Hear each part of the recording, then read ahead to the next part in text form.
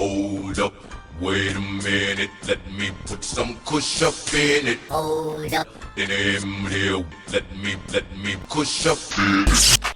Welcome back to another episode of Kush Unlocked. I am Genesis Kush, and I'm here with three legendary kings, and this is King's Cave. I'm here with Revolver, Chronic, and our current reigning king, Titan.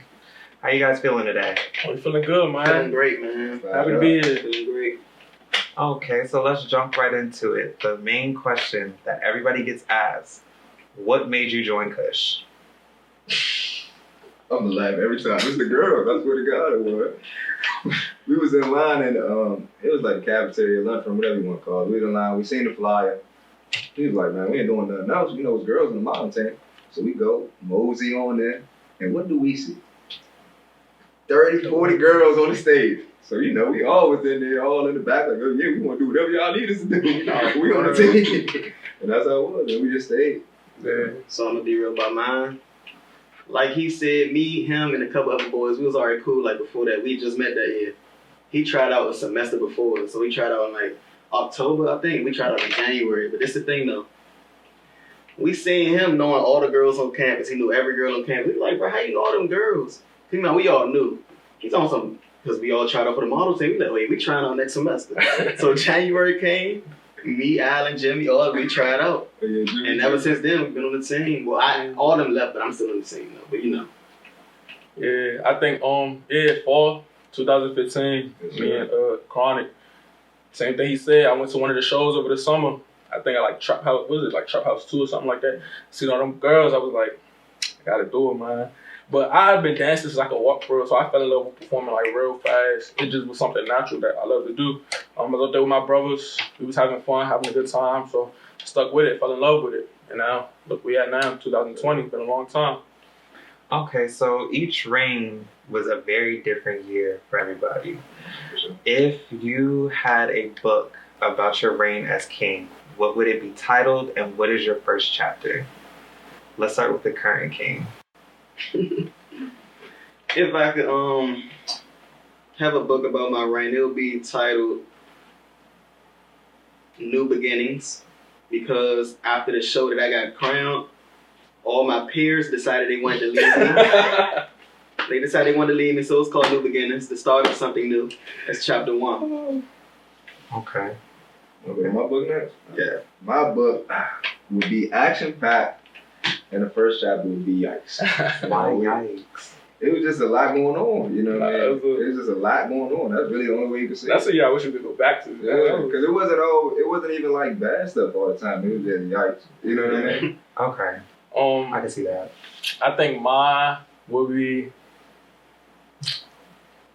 would be called It Was Meant to Happen, and my first chapter would be Hard Work and Dedication. Yeah. Okay, so speaking of hard work and dedication, what do you think made you a king? I think it was the fact that even from like a tryout, I always had a leadership quality, you know, with it. We was all friends in real life, where we formed a really strong bond in real life. So I was like their fearless leader, you know. I always wanted them to work hard. I always wanted to work hard with them. We always had fun. I was always like, come on, y'all, let's get up and go. Let's go do this, you know, taking initiative, even before I even had a name. So I think just me carrying that throughout my time on the team, it was just natural. When it came time for them to crown me king, it was just something that it just clicked. It just felt good. Okay. Chronic? What made me king? Well, we all know damn well it wasn't because I could dance. Wasn't that? That wasn't it at all. You know what I mean? Nah, but mine was just because I kind of just had everybody back, you know, especially my brothers back, you know. But I made the team feel really family oriented. You know, I mean, I brought everybody together, and, you know, we just had a lot of good times, and everybody kind of bonded. You know, that's what kind of brought me into it. And I would just help. Even if I didn't know how to do it, I knew how to teach it. You know what I mean? Because once I seen it, I seen it. Now, my legs may not have did what you need to do, but I can tell you that yours was wrong, too. So, you know, I was just able to teach you. Titan? What made me king? In my mind, I believe that I was always one of the hardest workers from, you know, day one. I always wanted it. I always had to, even though like I wasn't clearly like the most talented or a person that people would consider like a top model, like always like, you know, took on the challenges. I had the utmost confidence in myself, and I just worked hard. And like I never stopped working hard. I was consistent with, like, I never took a break. you know, like stop coming. I came to every practice. I just worked my butt off, and you know, it paid off. And I think people like admire that. They look up to that. Sure. Yeah. Definitely deserve it. So speaking of kings, all three of you are legendary. Mm-hmm. Describe the night that you got your legendary name. Let's start with the oldest. Damn, that was a long time ago. Very. The night I got my legendary name, I remember. I was drunk. I remember. I was drunk as hell. I called my mom. It was like 10:30. I called my mom. She's like, "Don't ever call me at this time of night again." Yeah, it was the dinner after Cold Blue. It was. It was. Yeah, it was. I didn't expect it. I didn't really know like being on the team, even being king. I didn't really know what it meant to like be legendary. I didn't really know like what I had to do to get there because it's not really like. It's not really written in stone, King and queen, like when you get a title or something, it's kind of like what you got to do to get there. But to become legendary, you don't really know what you got to do, But it's kind of, sometimes people, you give somebody like a title and they kind of just take the title and they just go, or they take their name and they just run off, they just go. I think when it comes to becoming legendary, it's like, you do what you got to do to get whatever title or get whatever, they feel like you deserve, but then you keep showing those qualities, even. Times where I couldn't be there, I would still try to be there for my family, even when I wasn't there physically. Try to support any way I can. Was still working hard. Was still leading my brothers, still leading the team, showing them the same qualities. And so when I got it, it was kind of like unexpected for real. Like I didn't expect it because I was already king. I'd been king early. I got my name quick. I got king quick. I was like, okay, what else is there for me for real? So I didn't expect it. But when I got it, it was a great feeling. Like I said, I was drunk. Called my mom. I still got those videos. It was fun. It was at BJ's Brew House. Right? Yeah, it was fun. That was crazy. It was a good time. Oh yeah, you came with like Jamaican gasoline or something. Oh yeah, we're not gonna talk about all that. We're not gonna talk about that. Okay, next. Mine was on New Year's, right? We had the New Year's party. Yeah, the New Year's party. Mine was it was real exciting. I mean, same with Revolver. You don't really expect it. You know what I mean? You kind of just after you get king or a title or even your name, sometimes you just kind of go with it after that. You feel like you're part of the team. So even like how he said, even if we not there physically, you know what I mean, they can always call us. You know what I mean? If they needed us to come, we would make something happen. Even if we were super busy. Like it was times I'm busy all day doing, other stuff I had to do. But I'm like, all right, I could be there at 9:30. You know what I mean? Like you still try your best to be there. I think it's the effort that you put forth to show that, we still a family. Whether I can make it to every event, we still a family. I still got your back. So my experience.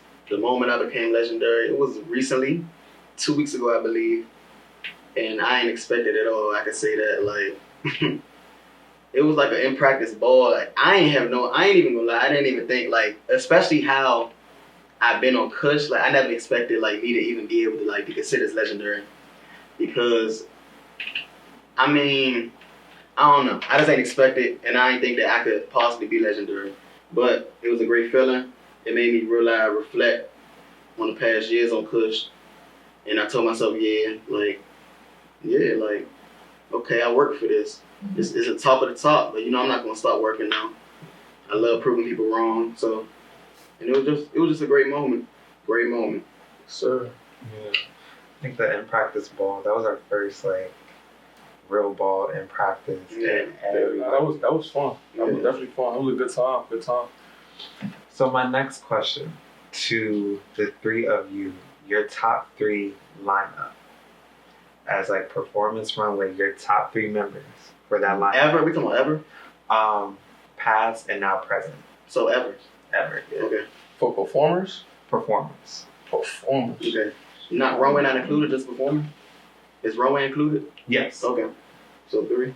You want to go? Yeah, I can start. We can go in order. We can start with 17. Dang. Okay. Top three performers ever or performing in runway. I'm gonna say.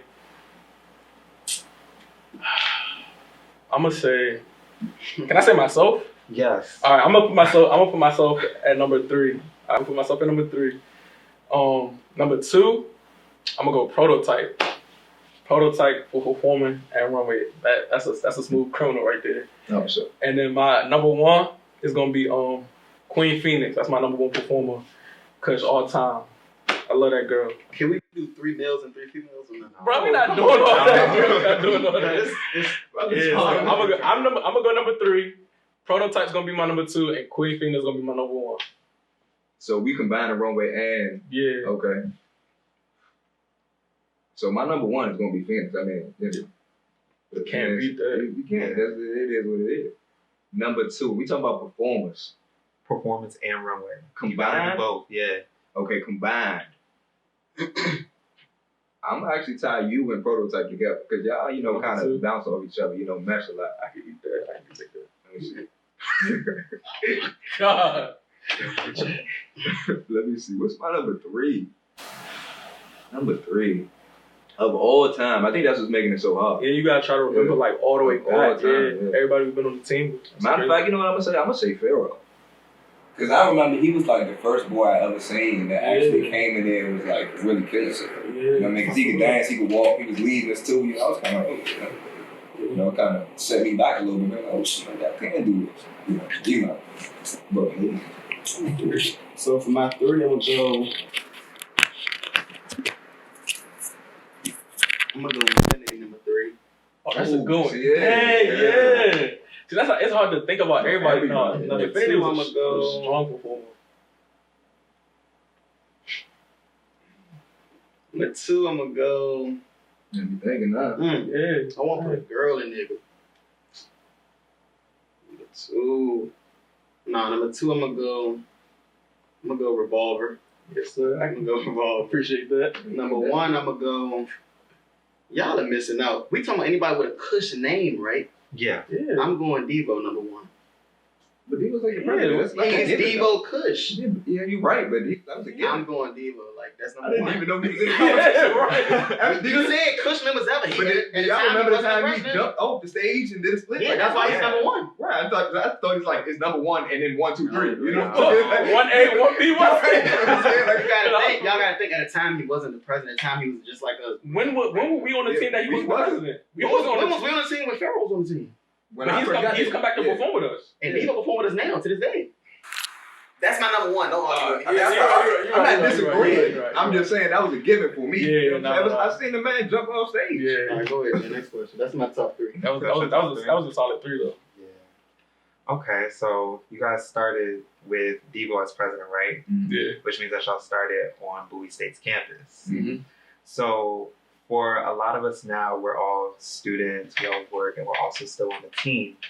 What made you guys, or what helped you guys balance between going to class, coming to practice, performing? Because you guys do other stuff outside of like modeling, outside of school, right? Mm-hmm. So what do you guys do outside of that? I think with that, it's kind of like, I'm gonna be honest, when I joined the team, Tuesday, when we was practicing Tuesdays and Thursdays, those were my favorite days of the week. It didn't matter what else I was doing, working, you know, school, anything business-wise, it didn't matter. Tuesdays and Thursdays was my favorite days of the week, just going to practice. I feel like in life, anything you want in life, you're gonna make time for it, regardless of what you got going on. Where I feel like I can sleep when I'm 50, I can sleep when I'm dead for real. So like I'm gonna make time to go to school, go to work, do my business stuff, make my bread, and I'm gonna still have time to perform. Because performing for me was like a stress relief, right? So you're gonna make time to relieve the stress. It was never like a job for me. It was never hard work. It was fun for me. Performing and going to practice with my family was always fun. So I was gonna make time for that regardless. It didn't matter. Nothing else mattered for real. So I'm not gonna lie to y'all. Don't ask me nothing about school. I ain't go to class. I ain't do nothing. I ain't do no work. What was y'all major though too? Well, I didn't have one. That's what I'm saying. I was a criminal justice major. I was a communication. He was a Kush major. I was a good mate. You know what I'm saying? We was a cafeteria and PS4 man. I was very good in the PS4 at the time. No, but you know, outside of because I do music, so I would balance the two. You know, with other life stuff, but you know, like you said, when you're doing something you want to do, you make time for it. You know, when you're surrounded by people that love you, people you love, you're going to make time for it. It's simple as that. I mean, yeah, piggybacking off of them, the same thing for real. Like, when Tuesday and Thursday came, like, I was just eager to, like, go prove that I can do it type, you know what I mean? Like, You could have been practice. yeah, like, I was eager. I was eager to, like, be like, I can do this, they can do what I can do. I ain't like seeing the fact that people was considered better than me, even though I knew I'm not that talented to be good, but it's like, man, if I'm doing something, I gotta be one of the best in my mind. Like, I'm gonna either be great or I'm gonna just work harder than anybody else. and I was eager to go, outwork everybody. Like I was always looking forward to practice. So you guys also talked about Pharaoh. That was one of the legendary kings as well, correct? Yeah. Okay, so there's also legendary King Pyro. Mm-hmm. So what separates... That's a good performer too. God dang. Oh, I wasn't thinking. All right, Pyro's my Y'all honorable want to mention. add like 2 more? Nah, honorable Let's mention. add 2 more. Let's add 2 more. Pyro's my honorable mention. Let's add 2 more. I'm gonna just add 1. Oh, and then Pyro and Yeah, we Infinity. can add 1. I gotta take Keith out. I do too. Keith gotta come out. That's crazy. My man got bumped down. Keith Revolver gotta come out. We had Pyro. You really gonna let them cut you their show? You I'm not- not listening to them. more. I'm not listening to them. Let's Because add- they wasn't even on my list, so I'm not listening to them. That's all right. They wasn't on my cut list. us in real life, so we good. He cut me from his house before in practice. I will never forget. So I'm good. Yeah, I don't think anybody ever forgets like their first cut. Oh, my first cut was the first thing I tried out. I was about to say, we got cut from everything for a while. But what separates you guys from the other kings? Well, from each other. What separates you guys? You can start 17. I think what separates me from the other kings is number one, my performance. Well, all of our performance styles is different. So number one is definitely the performance style, and it's definitely the energy. Number two, I feel like not taking nothing away from any of the other kings. I feel like the way I relate to people is just different. I feel like I can relate to everybody, in a different way. And I'm just always, I know like it's hard work and everything, but I'm just want to have fun all the time. You know what I mean? It's not always like, do this, do that. Like, yeah, it's gonna come because it's a business, but I'm always about having fun. So that was one thing I held on to, even with me being king. Like, I was never going to talk down on my brothers. I was never going to act like I was better than anybody. I was never going to act like, I'm anybody's dad or anything like that. We was all still on the same level. We was all going to have fun. And I feel like that's just how I operated as a king for real. To be honest, I gotta take that from you. I think I was the biggest joke maker. I never raised my voice. I never took anything serious. I was always laughing 100%. But one thing I can say about all the kings is we got a lot of qualities that is the same. You know what I mean? The stuff that's different between us is minor stuff. You know what I'm saying? Like he said, he related to everybody. Me, I can't really relate to people. You know what I mean? I live differently than a lot of people do, so I can't relate. But one thing is, they can still come to me, and they can still tell me about it, and I can still, help them. You know what I'm saying? Even if I can't feel how they feel about it, I know it bothers them, so I'll go, okay, we can do this, we can do that. You know what I mean? So kind of just like having people back. I feel like that was my main thing. For me, well, one thing I feel like all three of us have similar leading styles. Keith would be more hands-on and vocal. I feel like all three of us, we don't raise our voice at nobody. We never did that. I feel like that's the queen's job. I mean, I ain't saying like that's set their job, but that's just like what they tend to do. Yeah, like history showing like for some reason the queens be the ones that. Yeah, I don't know if Power did it, but I know us three. Yeah. But one thing I could say that I believe stands out with me is that I feel like not taking nothing away from them. I feel like I was a little more passionate about everything. Yeah, like coming up, I feel like I was more passionate about it, especially lately. I think the way, at least for the three of us, I think the easiest way to like separate us is like with me being a performer, I'm gonna be the person that's gonna do it, and people are gonna see me do it, and they're gonna like follow suit. Chronic is more of so like you say, he's really like family oriented. He's gonna encourage people. You know what I mean? He's gonna with his words. He's a leader with his words. I'm more of a leader with my actions. He's a leader with his words. He's gonna encourage everybody to get stuff done. And then you got Titan, who you're gonna see him working hard no matter what, whether he's getting or he's struggling with, well, not struggling with somebody. He's like, he's trying to catch something. You're gonna see him working hard, and it's gonna make people motivated. But like if he can get it, they can see where he came from, and now he's legendary king. They can do the same thing. Yeah. Okay. That was good. So, I guess my next question is directly for King Titan. Who did you look up to, or who did you mostly rely on when you first joined Kush? When I first joined, I looked up to Revolver. I looked up the Revolver. Yeah, I looked up the Revolver. I told him he was going to be the king before he got crowned. You definitely told me that. I looked up the Revolver. He was a great leader. I mean, he was, from my understanding, he was the last boy left from the crowning before I came, the trial before I came. Yeah, he was the last, boy left. He stayed when everybody else tried out. So, yeah, like Revolver. Definitely. Okay. Well, we are going to take a break and we'll be right back with more Kush Unlocked. Thanks. And look good on camera. That was mine. They like, who teams you? They know, except for God, it's 3 of us. Skill though. If I still got it. Incorrect. It was supposed to go, ooh. I would have made it. He said I I would have made it if I had the little lines from Apple. I'm telling you. Nice shot. I appreciate it. Ah. Oh, hey, Red. Oh. Welcome back to Kush Unlocked King's Cave. We were just talking about legacies and the real world issues that may come up as a king. So let's jump right back into it.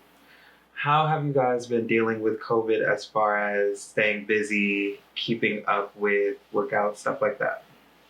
I'm actually not gonna lie. The first couple weeks sitting in the house was cool. I was like, damn, I don't gotta go nowhere.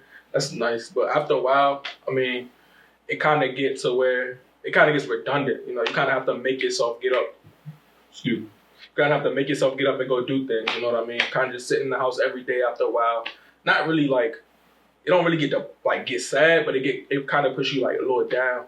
It messes up your creative juices and stuff like that. So you kind of have to force yourself to get out, make sure you're working out, go and just do everyday stuff. Even if it's just going outside for a little bit. Okay. For me, it was kind of easy. I'm used to just staying in one place for a long period of time. So I was perfectly fine. My days didn't really change at all. It was simple for me. Early on, first 2 months, everybody was inside. I don't think nobody really was outside, but lately the past 2.5 months, 3 months, I hooked up, with a couple of my friends from back home, then my friends that I met, Kush-wise, these two, and 5 other people. Then I got 5 friends that I met back home. Put us all in a group chat, and now we just play basketball every other day together. So that's what we do now. We just exercise, work out, basketball. Mm-hmm. Yeah. So, with COVID going on and Kush, how do you guys plan to help with Kush coming back? Because as you know, a lot of teams are practicing outside. A lot of teams are just not coming back together. You mean come back practicing? Yeah. Well, I'm going to let these two answer. They don't even go ahead. Is that a question for me or for all of us? For all of you guys. I think, I feel like even with practices coming back, it's kind of going to be the same way how it's always been, especially for with me and Kron. We did our thing as kings. We have other things we got going on, but we still going to always make time for our family no matter what. You know what I mean? Anytime, they already know, it don't matter the day, the time they can call us, we're going to be there and we're going to help as much as we can, any chance we get. So it doesn't really change anything, you know what I mean? It's kind of we're just going to pick up where we left off for real. They pretty much just got to let us know the location where they, and we kind of go from there, you know what I'm saying? They put us outside. They don't want to put us outside when I'm there because, I got everybody running and doing push-ups and all that. And everybody hate me for 30 minutes. But everybody is still kind of triggered by Denim being outside running 3 laps. I don't think y'all made it. Remember, I used to have that. Not for me. Well, yeah, for you. Everybody, they was all right. Baby could fall. Exactly. Okay, so 2 of you are rappers and you have a clothing line, correct? Uh-huh. How has COVID impacted your business or your flow of business? It helped me because it allowed me to, strictly, I ain't gonna say strictly, but mostly all of my attention went on music. I made a lot of music when COVID started. I dropped 2 albums and 5 videos, 6 videos. I did a lot in that short period of time, so it kind of enhanced my, career, I could say. I'm still waiting to be in a music video. All this free time. Coming soon, everybody. Chronic? For me, so, making music was always kind of just super easy. I make songs really, really quick. So that really didn't change. The thing that changed for me is less shows, less features, because, with other people not working, they don't got money to pay you for the features. Same thing with the shows, especially because the venue's being shut down. And that's just a different location. I can't get on a plane, go nowhere else. And if people book me, I'm just about to go there. What are y'all doing? I'm not doing what y'all doing. I hang on my friends, that's about it. But so mostly income wise, like activity wise, like I still make my songs. I still got stuff coming up. I still do my videos. I try to keep up with videos, but sometimes I just get distracted by real life. So sometimes it sets me back alone without COVID. I think for me it was more of it was kind of like a win and a loss for real. Earlier this year, I think I started my clothing back in 2017, but I had taken some time off because I had to focus on work and school and stuff like that. At the beginning of this year, I had planned a whole rebrand and everything that I was going to set up for my birthday. That was supposed to be in May, but then Corona started in March or something. It kind of messed a lot of things up.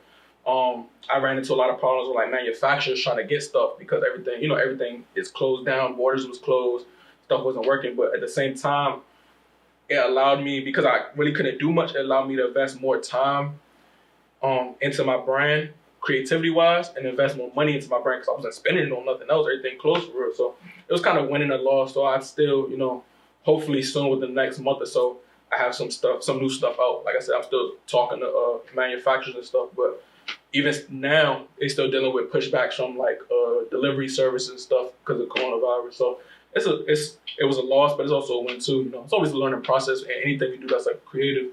For my clothing, even the music is always a learning process. You kind of just have to accept and adapt. That's my motto. You just roll with the punches. Okay. So in 5 years, because hopefully COVID will be done, we will move forward. Where do you see yourself in 5 years? In 5 years, man, we've been optimistic. I'm filthy rich, swimming in money, and what? We bringing the old boys parties back. That's all I'm gonna say. Really? For real. Really now? For real. See, really now. I've been waiting for an invitation since 2017. I don't know if you want to come to the filthy rich one. Or if you want to come in once in 2017. I think in 5 years, I kind of it's kind of hard to gauge, especially for a person like me. I kind of change my mind a lot. I kind of move around a lot. I have a plan to actually leave Maryland very soon. You know what I mean? I kind of just want to restart my life somewhere else, just experience something new. So 5 years is kind of short for me because I could still be in my traveling mindset in 5 years. But the only thing I know is I just don't want to be in the same spot in 5 years. It's the only thing that matters to me. As long as you're growing, as long as you're moving forward, it don't matter how long it takes you. So it's hard to judge exactly where I'm going to be at, but I just know I don't want to be in the same position. In 5 years, I see myself on the same level as Drake. Yeah. That sounds about right. That's a good. I like that. I can see on the same level. You can do that. Yeah. You can do that this year. Yeah, I can. But 5 years. Yeah, like Drizzy Drake. Yeah, you can do that. I see myself on the same level as Hotline blinging. That high tier in the rap game. You're right, pass him the beer. Yeah. You gotta work on your accents. Yeah. Okay. So, as a black man in the media, we have been seeing a lot of police brutality, a lot of deaths, a lot of police violence, pretty much. And with the recent one being Jacob Black in Wisconsin, what are your thoughts on the police violence? Want me to start this one? Yeah. So a lot of people don't know this, but this topic is real sensitive to me. You know what I'm saying? Because I experienced it firsthand. You know what I'm saying? So my charges are actually based on police brutality. You know what I'm saying? Because they said that I did something I didn't, and vice versa. They did it to me, so they kind of put me in a bad position, and made my life harder than it had to be. You know what I'm saying? So when I see situations like that, man, and how I approach the situation, because I approach it just like everybody else. Hands up, I ain't doing nothing. What's up? And they still, treat you how they treat you. They throw you to the ground, they tase you, they stomp you, kick you, whatever they can do. So when I see this stuff, it just makes me mad. And to this day, if I ever get put in that position again, I'm blowing somebody up. You know what I mean? They got their chance to me one time. They're not gonna get it again. I'm sorry. That's just how it's gonna be. walking. I'm telling you, man. That's just how it's gonna be. It's a joke till it's not. You know what I'm saying? Because, like I said, I gave them their one chance. You know what I'm saying? I've been through that whole process. It took so many years of my life from me, and I'm not going through that again. Y'all gonna have to kill me because I'm gonna kill y'all. As simple as that. I think, and it's crazy because people are gonna listen to this. Everybody's gonna hear what he has to say and they're gonna laugh. But you gotta really think about it. When the protests and stuff first started happening in DC, I was out there when everything was going on, when they was blowing up cars, when they was doing all of that stuff. And my mother found out I was out there. I didn't tell her, she found out I was out there, and she was mad, she was pissed off. But it's like, that's something we got to deal with every day. I could walk down the Giant, minding my business, and anything can happen to me for no reason. I don't have to do nothing wrong. So that's something we got to live with. So of course it's gonna be one of those things that we take like serious, you know. I feel like if you don't stand, like they say, if you don't stand for something, you're gonna fall for anything. So that's definitely something that sits like really close to my heart. But I also feel like, you know, history repeats itself. This is not something that has never happened before. People like to tell me, people have told me that like, oh, you know, this protesting really doesn't change anything, you're still gonna struggle. But I feel like if what we can do now makes it easier for the generation after us, then we winning. Yeah, they're gonna have to fight their own battles, they're gonna have to struggle, but at least be helping the process, you know what I mean? Make it move, man. So yeah, it definitely sits close to my heart for real. Yeah, so I personally like don't like police because I feel like they abuse their power. So I mean, it's just, you know, crazy with everything that's going on. I just don't like police, man. I ain't gonna lie. They abuse their power. Them two touched on everything, but that's just my take on it. I just don't like police. I just feel like they really abuse their power. Has anything like ever happened to you or somebody you know? Police-wise? Yeah. Oh, yeah. I got wrongfully committed of a crime I didn't do when I was at Bowie, and like I got locked up for it. And it was like, it felt to me like the person that locked me up, like bruh. And I looked this up after, so it was like, I feel like you get paid more if you make an arrest. You do. Cause yeah, that's why I was like, cause I'm like, there's no way this lady is doing this, and like I'm telling her I ain't do it. She just taking it and running with it. I'm like, damn. But yeah, she locked me up for something I didn't do, and the way she just handled the situation was like, yeah, that was my first like real life encounter. Like, this ain't right. That's when I really stopped liking police for real. And I think one thing that is kind of like is confusing, right? You sit here and these things happen, and what's their excuse? They scared for their life. They the ones with the guns and the badges. They the one that can get away with it, but they scared for their life. So then why you signed up to be a police officer? You scared to deal with the general public, but you signed up. You scared? Yeah, you scared to deal with. You scared, but you signed up to deal with the general public. But if you think about it, it really don't take, you know, that much to be a police officer. No, go to the academy, finish. Like, coming from a different perspective, right? Let's say I didn't know them, right? And I'm walking down the street, and you know, we looking at each other, and we got a problem with each other. I got to worry about what's gonna happen between us. So we gotta, as black men, we gotta worry about beef with each other and beef with the police. But yeah, the police talking about they scared. Like, I gotta worry about both of y'all. You know what I'm saying? I walk down the street, gotta worry about this nigga looking at me wrong. You know what I'm saying? Then I gotta worry about the police doing something to me because he looking at me wrong and I'm defending myself. You know what I'm saying? So it's crazy. The people that say they swore to protect us is the ones taking us out, man. It don't make no sense. But it's hard. It's a hard battle to fight for. Speaking of protection, the black women, how do you feel about them being targeted as well? Because some say like black men are targeted more than black women, but black women are also targeted on both ends sometimes. Yeah, I mean, I feel like it's one of those things that it shouldn't be a competition. Like, why is it a competition of struggle? Who's getting more targeted than who? Number one, I agree that I feel like, you know, we need to support our black women and love our black women more, but it still shouldn't be a competition of who's losing their life more than the other, who's getting assaulted more than the other. I feel like that puts a strain on us more than them putting a strain on us. We mad at them for killing us, but then we fighting against each other who's struggling more. That don't make no sense. But I definitely agree that black men and women, we need more love between each other. We need to love each other. We shouldn't be having conversations about who struggles more and who has to defend themselves more. And one thing I don't like, man, is I don't like when they put this narrative on things, right? So let's say one black man do something. Now all the black women are coming at him like, all black men do this, that, and the third. Me personally, and everybody who knows me personally, know I stick my life out for any woman. Not even a black woman, any woman I see, because that's because I was raised by just my mother. You know what I'm saying? So I stick my life out for any woman I see, and there's people that can vouch for that. So when I see stuff like that, of course that bothers me. Because if I see something happen to a woman, I'm going to step in regardless I know you or not. But yet, all these women are saying, oh, black men don't stand up for us, black men don't do this and that. Okay, the black women I've met don't stand up for me, but I'm not saying every woman in the world don't stand up for me. You know what I'm saying? Keep your stuff personal. Okay, this dude didn't stand up for me. This guy didn't do nothing for me. But stop trying to generalize everything. We don't generalize everything. Well, let me not say we. I don't generalize everything, and I know the people I hang with don't generalize everything. If it's personal, it's personal. We're not just, oh yeah, you do this because you look like this. That don't make no sense. Yeah, I feel like men and women that we should be treated equal, but I feel like I slightly feel like we should protect our black women. They should be protected. Like they should be more prioritized than black men. That's just my opinion. Nah, If it has to be like that. Now I can agree. We definitely need to protect our black women more. Like even like Chronic said, it's people that can vouch for him. My sisters can vouch for me. My sisters, I tell them, send me your location.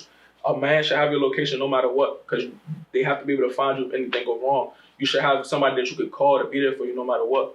And my sisters know that they could call me any time of the day. I'm gonna be there regardless. It don't matter what they need. I'm gonna be there for them because they need to be protected. They need to feel love. So I definitely feel like that's something that needs to change.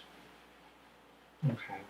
So let's move on to a lighter note. Let's jump back into some Kush-related questions. What is your signature runway move? Because each of you are very different when it comes to runway. As you can see, King Titan is just breaking into tech. My favorite move, The spin, step, spin. the twist, step, step, twist, spin, twist, step. You want to demonstrate? He's gonna knock everything. He's gonna knock everything over. Not But enough his space. move, That is my favorite move. You need me to repeat it? I remember it word for word. Yeah, Twist, step, twist, step, spin, cartwheel, twist, front flip, step, twist. You ain't That's say all my that. favorite move. We're gonna get that in practice. We'll get a video of that in That's practice my favorite runway move. tomorrow. All right, next. I don't. Oh, Go. Revolver. I don't really have a favorite runway move, but I guess like they'll tell you my signature runway is that I tend to move kind of slow. You know, I kind of just like I gracefully. Please, can I say his favorite? I gracefully I know his glide. favorite. I gracefully glide down the runway. No. I'm gonna get down there. I'm gonna do a little look to the left, a little look to the right. Stop. Your favorite runway move is acting like you're chewing gum. You forgot acting like you can't see. Act like he can't see it. Act like he's chewing gum. That's I don't know what they talking about. They must be talking about telling somebody you, else. We got the complex. Him. Y'all got a video? Listen, Oh, so many. it's in every runway. Listen, every runway keep do his specialty is faking like he's chewing gum. How do you know I'm not really chewing gum? Because you're not supposed to chew gum and All right. practice on. Flag already. You just gonna let him snitch on you like that? I don't know what he's Everybody talking about, know bro. that he- I don't know what we do. he's talking about, bro. All right, go ahead, Chronic. Shoot, so here's the thing. Whenever I do runway, for some reason, I end up in the swimsuits. You know what I'm saying? So I get down there. Especially I, the swimsuit. I walk as fast as I can to the end.